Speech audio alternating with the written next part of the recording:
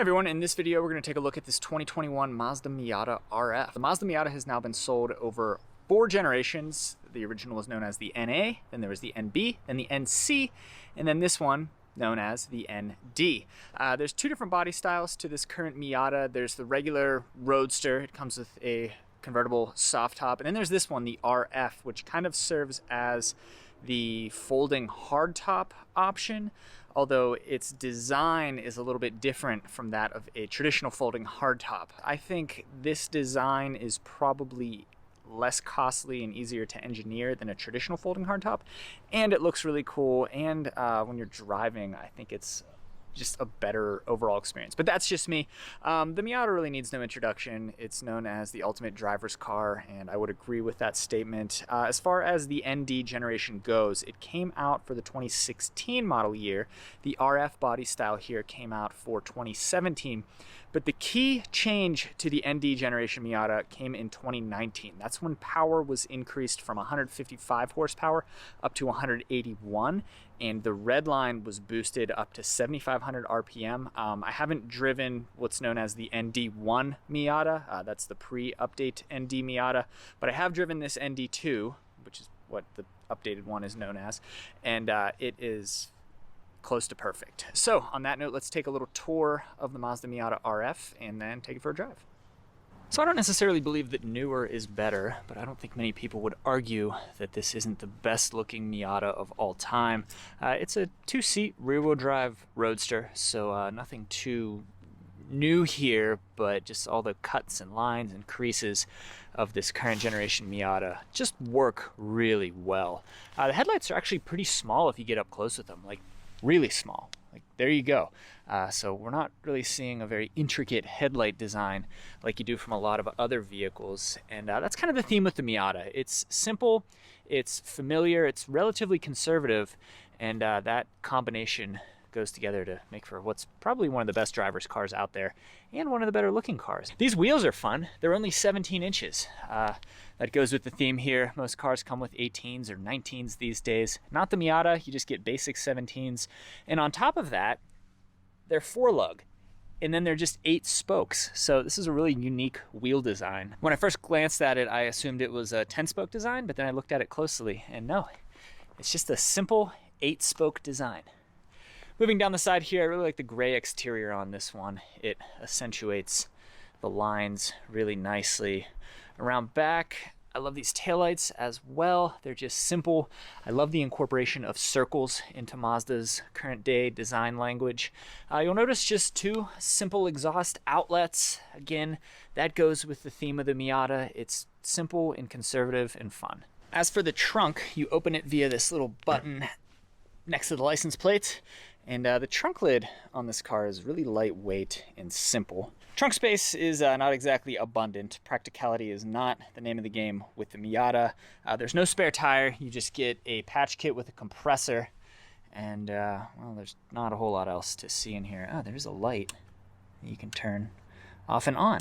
That's unexpected. If it wasn't already obvious, the top is down. It's about 50 degrees outside, so it's pretty much the lower boundary of what we could ever consider convertible weather.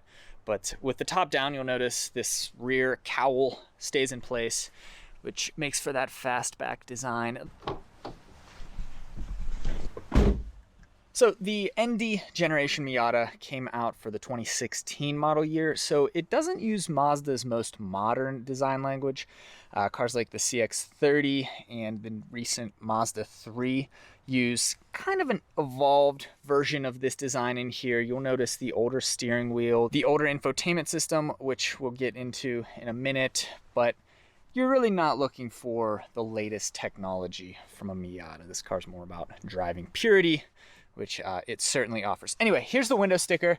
So 2021 Mazda Miata MX-5 RF. That exterior is machine gray metallic, and then we've got a white leather interior.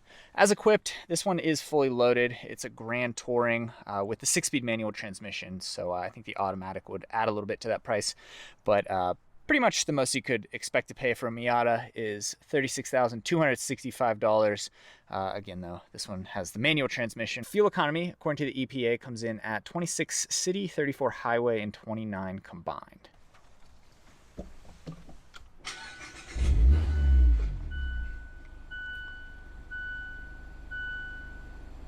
So not really a lot to go over here. You'll notice the exterior color comes in on the door panels here. So there's a little bit of the exterior on the interior. Like I said, switchgear is from a few years back, but it still feels really, really good. Gauge cluster, you've got a tachometer in the middle, your speedometer is down there to the right, and then fuel and temperature gauges are on the left there. And there's also a digital readout right here. The infotainment system, it could be updated. If any vehicle can get away with a dated infotainment system, it's the Miata, but still, this feels pretty dated here. Relatively small screen, relatively low resolution. It is a touch screen, but like many of Mazda's systems from a few years back, it's only a touch screen when the vehicle is stationary.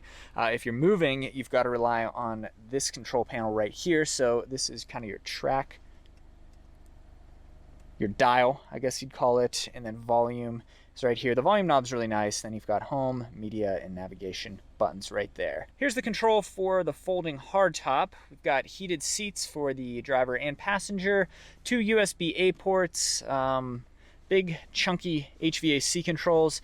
The cup holders are unique. So they come out. You'll notice there aren't cup holders built into this interior. They're just kind of these stick-on cup holders that attach into the these receivers right here, but there are 2 of them. The other one goes right here, and you can actually put this one right next to it if you want.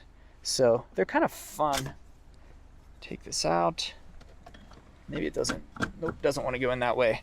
So yeah, the cup holder situation is configurable, but only to a certain degree. The idea is probably that if you're going to a track day or an autocross, you'd take these out and leave them behind in your garage so that you're only left with the bare minimum. Shifter feels really good. It's a 6-speed manual. Reverse is down, over, and up. Not to be confused with first, which is just over and up. But reverse, you go down.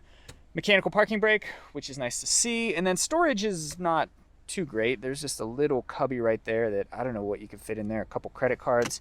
And then right here, there's a little compartment with a few things, and then there's not even a traditional glove box in here. So that's about all you get. Just this compartment right here, and then this right there. Let's go ahead and put the top up. So that is done via this button right here. So pushing it up puts the top down, pushing it down puts the top up. There's a little graphic there that shows exactly what's going on.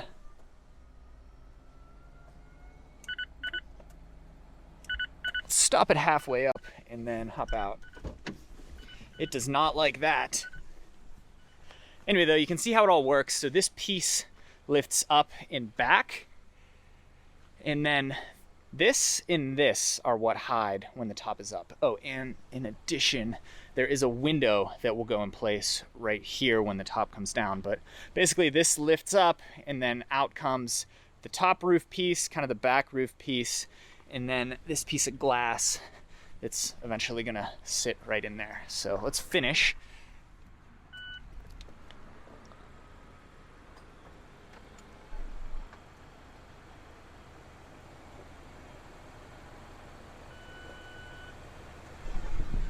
So there's that glass piece. It was kind of interesting. The glass piece went into place, and then the cowl, or whatever you want to call this, came down over it.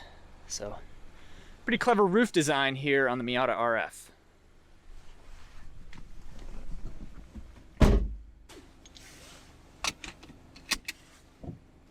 Here's the exhaust note.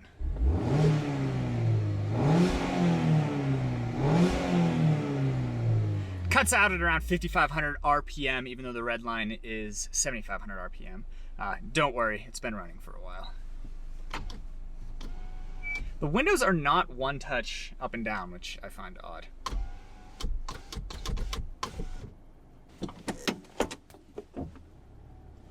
And we're off.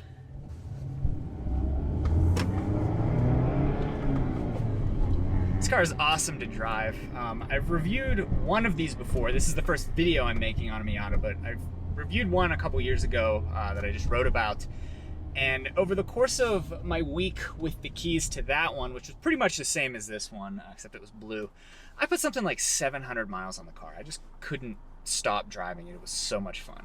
What's also fun is if you apply enough power, you can kick out the back end just a little bit.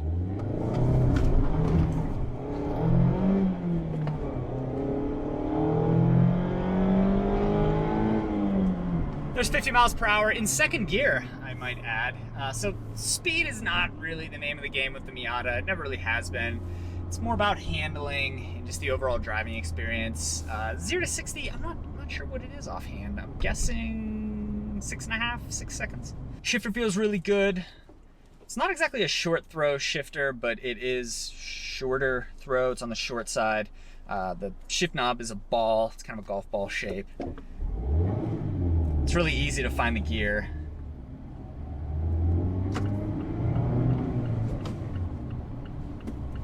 That was a nice shift. So we're in second here, we'll go to third. Now the clutch is pretty easy to operate. Some manual transmission vehicles, there really aren't too many of them these days, but you go back over the last 20 years and some vehicles with manual transmission are a little finicky to operate, like the clutch catches at a weird point or the shifter is strange. The Miata though, I feel is exactly how a manual transmission car should behave. And you can of course get this with a 6-speed automatic, although that kind of defeats the purpose, but I understand some people who might just want a small little Roadster to drive around in that handles really well and don't want to be bothered with a manual transmission, in which case, hey, to each their own. And I gotta say with the top up, this is really, really nice. Here's our first speed bump. Yeah, didn't want to go too fast there. We're only going about 15 or 20 miles per hour. I gotta say with the top up, you barely know that this was a convertible. The hardtop is, well, it feels really well finished. There's really no noise or rattles coming from it. And with the deeper back, I don't know, I feel like it's not as claustrophobic in here as it might be in a regular Miata with the top up. So I really like the RF. I'm a fan of these kind of fastback, or I don't know, Targa style convertible designs. I've always liked T-tops. I like the removable roof panel in the Corvette as opposed to the Corvette convertible. So maybe that's just a personal preference, but I really like the design of the Miata RF, and not to mention the functionality. Backup camera is, like I said, the infotainment system is pretty dated. Doesn't seem like that's really been a priority for Mazda. It's actually not the worst backup camera, even though the part is probably pretty old. So there's your look at the 2021 Mazda Miata RF, the ND generation Miata. These are a lot of fun. The 6-speed manual transmission shifts perfectly. 181 horsepower is a perfect amount for this car. The 7,500 RPM redline is also a lot of fun. The Miata may not be the most compelling sports car on paper, but when you get behind the wheel of one of these cars, you'll quickly come to understand what makes it so great. The balance is exceptional, handling is great, and this isn't a car that's about speed or power. What I like about it is it's really hard to get in trouble in a car like this. You get behind the wheel of something like a V8 Mustang. Not hard to get into an accident in a Mustang. Really not hard to get a speeding ticket in a Mustang, but it would be hard to get a speeding ticket in a Miata. This just isn't a car that is really about speed, but rather driving purity and driving enjoyment. So I think that sums up the Miata. These are so much fun. I love it anytime I get a loan on one of these. Thank you for watching.